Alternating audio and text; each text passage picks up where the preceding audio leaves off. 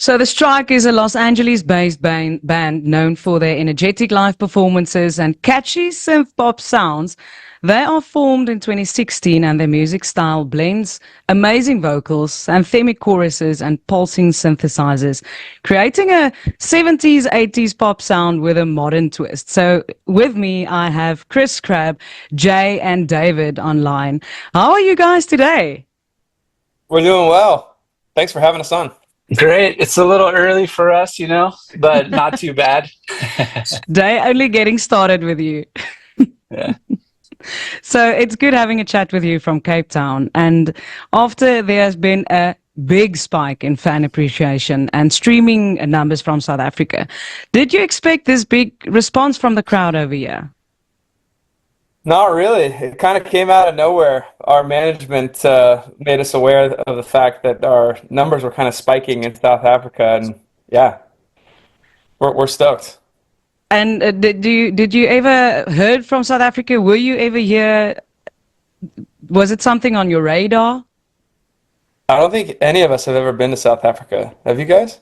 No, I will say everyone I've met from South Africa, very cool. There was a girl I knew in college that from South Africa that would come over on the summers and we would hang out, and she was like into good music. She told me about this band Beatenberg back in like 2014 or so, and then she was a surfer. So everyone I've encountered from South Africa, I've had a good impression, a good experience. So cool people.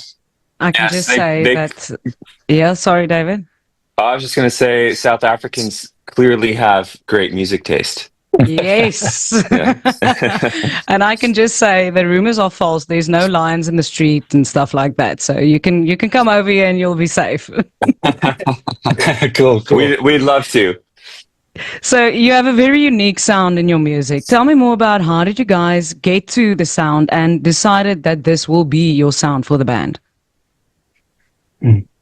Yeah, I guess I'm one of 5 kids. I have a lot of like older siblings who are quite a few years older than me, and they were always listening to like 80s, 70s, 80s music, and my parents as well. And that always just left a lasting impression on me. When I decided to get into music, a lot of those sounds and influences, I guess, were kind of just like a part of me, and I think it goes the same for Jay and David. And I've also always been very influenced by like male tenor vocalists, power vocalists like Steve Perry. Steve or like Perry, yes. Yeah, John Waite, guys like that. And so my vocal styling, I've always kind of patterned after that because that's what I like and am into. So that's how it goes for me. But I'll let these guys weigh in as well. David, yeah, so for me, I grew up playing piano. That's my first primary instrument. And then at the same time, like Chris said, my family too, my dad, huge classic rock fan. So I was listening to like Elton John, Billy Joel, and then bands like Toto and Journey that had, piano driven rock, and there were a lot of synthesizers in there. I just like fell in love with that sound, and that's always been kind of my, I don't know, sort of my default when it comes to making music. Like I want to find a way to bring those sounds that I grew up listening to and learning from into, 2025. And so that's why our music has a lot of synthesizers and that sort of like 80s feel. I think we're always looking to blend the classic and the modern. Because that's just what we love, and it's what comes out of us. It's filtered through our own personal experiences and lenses, so it sounds different than the stuff did back then, but it still kind of has that nostalgia sort of thing that I think a lot of our fans, at least they tell us they appreciate. And there was good music in the 80s. It was a good decade Great music. for music. And you, Jay? Yeah, very similar. Like my dad, listened to a lot of like Steely Dan or Don Henley, Al Jarreau, Lionel Richie, all that stuff. So like David said, kind of grown up and kind of listening to that. And then also, naturally getting into other music as you grow up and go through high school that's more modern and current. So there's always, but yeah, like always being drawn to some of those like classic, I don't know, DX7 electric keyboard sounds, or some of those like iconic synthesizers that were on so many great songs in the 80s. We just kind of like love some of those sounds. So yeah, we tend to use some of those sounds, but try to take into account what we like. Yeah, what we like now. Mm-hmm. Yeah, no, I know you started out, Chris, as a wedding band, if I'm correct. You started as a wedding band somewhere early years. So how did you get to create the band The Strike? And you were previously known as We Are The Strike, and then you changed your name to The Strike. Yeah, so the original members of the band and myself and Jay, we all lived in a state in the U.S. called Utah, near Salt Lake City. Or Salt Lake City's in Utah, and we were kind of just playing. We were in college, and we were trying to make ends meet and trying to get by. And so on the weekends, we would go play weddings or corporate events, or just for hire stuff. And that's what I was doing to pay for college and stuff. And I had a buddy who's no longer in the band, but who was in one of these wedding bands with me, who wanted to do original music. And approached me and said, "Hey, like I really want to start an original project, and I think you would be a great. I think you should front the band. You do a really good job." Da, da, da, da. And I was pretty resistant at the time. I had just recently graduated college and was working at like a tech company, living very like down the middle lifestyle, and just like, no, I got my corporate job. Like I don't want to do that. That's like a ton of work and time, and not really interested. And he was pretty persistent, and I eventually acquiesced and decided to dabble and write a few songs, and then he was very gung ho about it and booked a bunch of shows, and he was like, "Hey, like I got some shows," and I was like, "Oh, all right, I guess I'll go along and do it."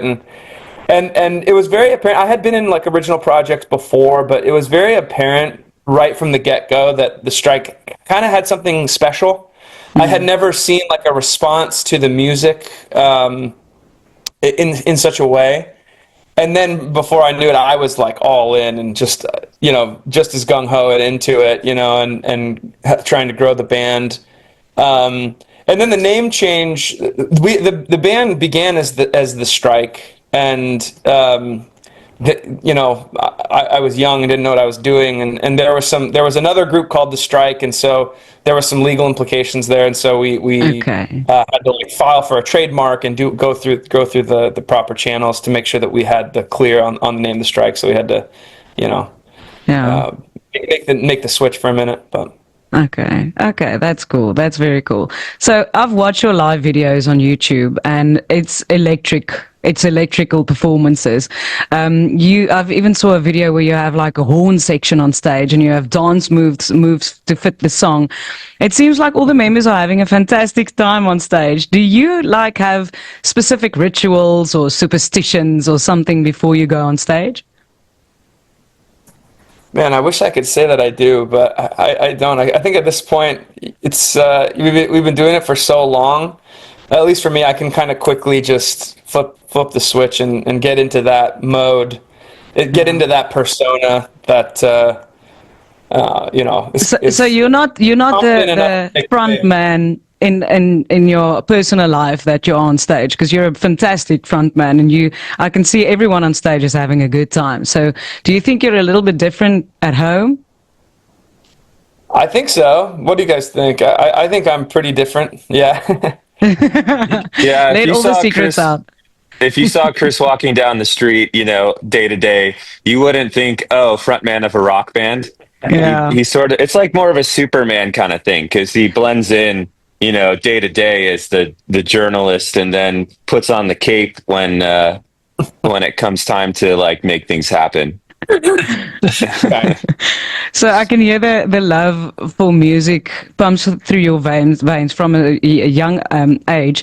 But if music was not your career at the moment, what would you guys be doing if it wasn't music? What would you be ended up doing for work? I know, Chris, you said you worked in the tech company. So would you have carried on with that? Well, in addition to doing the band, I actually am an educator as well. I teach school, and so I'd be doing that. Yeah, I don't teach music. That's amazing. Everyone always assumes I teach, but not music. No, I teach math and science and stuff. So. Okay, everything that everyone struggles with. Yes, exactly.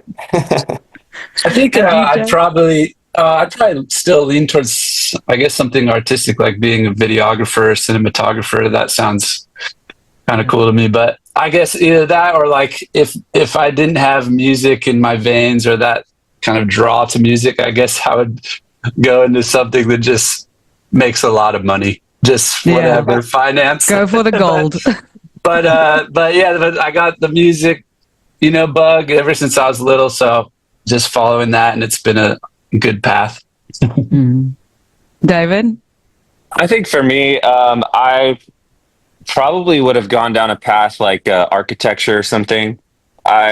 I think there's a lot of actual crossover there between like writing and crafting songs and, designing a building. Like there's so many different elements that you have to account for, and it's a very creative thing still. I think I would have, probably gone down that route. I actually was exploring it in high school, and then music ended up grabbing me and pulling me down a different path. But that was another thing that I was really interested in. Now, it's always interesting for me to hear what the musos are listening to in their own private time. So what type of genre music do you listen to when you're at home or in your car or alone with your own thoughts? What type of music do you listen to? I listen to a lot of instrumental electronic music, actually.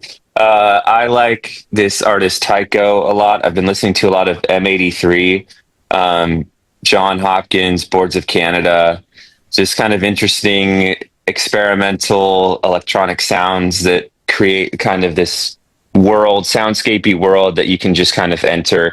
And I don't know, when there's no lyrics, it's just sort of a different mood that is conveyed. And I kind of like that right now. I think it gives me like a nice escape from all the other music that I'm always working on day to day.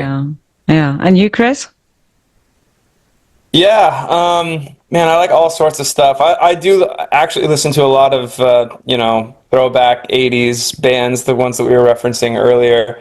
More modern groups, I like Joe, DJO, a lot. The guy who was on Stranger Things, he put out an album. It's really good. I like Saint Lucia, Saint Lucia, a South African artist. Yes. We actually just did a collaboration with him on a track recently. I like Joan. I like Sam Fender. I like, man, too many to name. Too many to name. And Jay? Yeah, just kind of all over the place. I mean, this morning I was actually listening to the new Justin Bieber album. Okay, that's interesting. Well, yeah, I like McGee and Dijon and Dijon. It's kind of, that album has a little bit of that flavor, so I was just kind of checking it out. But I like this band, The War on Drugs. I like an artist named Lewis Cole. I've listened recently to like A.G. Cook's albums, who's the producer for Charlie XCX. More like hyper pop kind of electronic stuff. So a bit all over, kind of whatever I'm in the mood for, but just trying to like check out what's the newest kind of latest stuff. It's interesting to me. Well, I hope you're listening to your own song, The Getaway, because I've seen that it has streamed over 100 million times across the platforms. How does that feel? It's huge. Man, it's pretty amazing. We never would have expected it. It's funny because when you're picking the singles for the album, and you're talking with the label and managers, and everyone's choosing which songs they think are going to be the big ones. No one chose that song. And for whatever reason, we kind of just overlooked it. It's like, yeah, that's a good song, but is it like the hit song? Probably not. And then we put it out, and obviously it kind of just took on a life of its own, and people responded so positively to it. So that was like a very pleasant surprise, and it's just so cool to see. It's very organic and natural. It is a big, big hit in South Africa. And I really want to ask you, do you know about the South African singer Brendan Peyper that wrote Afrikaanse lyrics on the melody? And he did a very good job. I'm Afrikaans speaking, and I love the words that he's written. So it's a very good version of The Getaway. So do you take it as a compliment? How do you feel about that? Definitely take it as a compliment. Yeah, we had no idea until someone on his team contacted us, and they were like, "Hey, Brenda did kind of like a version of your song in Afrikaans, and they're going to release it in South Africa." And we were like, "Great, that's amazing! More exposure to the song, more opportunities for the song to kind of get out there in a different way." And yeah, we're definitely flattered and honored, and he did a great job. Yeah, he did I think really great job. If he hadn't done that, then I don't think the original song would have made it to South Africa in the way that it has either. So Actually, I think that's we're interesting. pretty grateful for that. Yeah, so thank you. Say baie dankie Brendan. You can say that in Afrikaans. Like buy a donkey Brendan. Yeah, buy a donkey. Buy a donkey, Brendan. Okay, so now I have a few band personal questions because I want to get to know you guys a little bit more. It's just for quick questions. So who's the most likely to be late for rehearsals? Oh man, I hate to say it, but Chris, because there's always a traffic accident on the way up from San Diego. True. Where he lives. I'm the farthest from the rehearsal stage that we all Okay. But I was the first on the call today, guys. Yes, you were. You were the Okay. first on the call today Chris because is you didn't typically have to very drive punctual. anywhere. Yeah. Yeah. I've had pretty bad luck getting to rehearsal recently. There's always been like some horrible accident or something that but anyways. So who's the band member who's most likely to get in trouble? Oh, Jay. that's awkward silence. Hi, Jay. I guess me. We're all pretty straight laced though. I mean, punctual, not troublemakers. Yeah, if anything, I get into trouble because I'm just like too loose. Just like go. I'm just go. Maybe I don't like think twice about stuff, and then maybe get into a situation where I'm like, sorry guys. Definitely, probably the most likely to get in trouble with his wife. Yeah. Yes, yeah. Most of us do with our partners. So the next one is who's most likely to forget lyrics or chords or do something wrong on stage while you're performing? Probably me. I at least once a show, I'll like flub a lyric or two, but I don't know that Jay and David have ever made a mistake on stage. You guys are flawless. That you know of. I hide That it. I've never heard it. Yeah. Oh yeah, if you make a mistake, you can't ever let your face show it. So even if I drop a stick or I grab another one, no one ever knows the difference because I'm just right there. All Doing it with intentional. confidence. Yeah. Exactly. Yeah. And the last question I have is who is the most on social media? Who is like the tech one with posting everything and retweet or reposting and stories and going live on social media? I don't think Jay ever stops, actually. Ah. I'm probably the most on social media for sure. Okay, great. So, guys, what's next for the strike? You're releasing a new a single now. So, what can we expect? Tell me more about that. Well, we have oh, go ahead, Jay. I was going to say we have actually the Getaway featuring this country artist named Mitchell Tenpenny. It's coming out this Friday. And 18th of July, yes. Yeah, thank you. And just quick backstory is, Mitchell basically, when we were in Nashville, he found our song and he had been listening to it on his tour bus with his whole crew.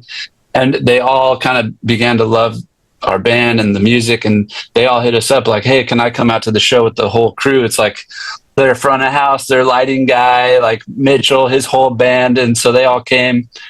And just little by little, and then he bought a shirt, and then he was out on this like big arena tour, and he's wearing a Strike shirt like while he's performing, which was super cool. Like that he was just kind of repping our band, and basically like little by little, he had been so supportive, and so we kind of reached out and we asked him if he wanted to like do a feature on this song. So we got him. He's doing a amazing feature. It's really cool to have like a unique new voice, a little fresh take on it. So it's coming out this Friday, and we're really stoked.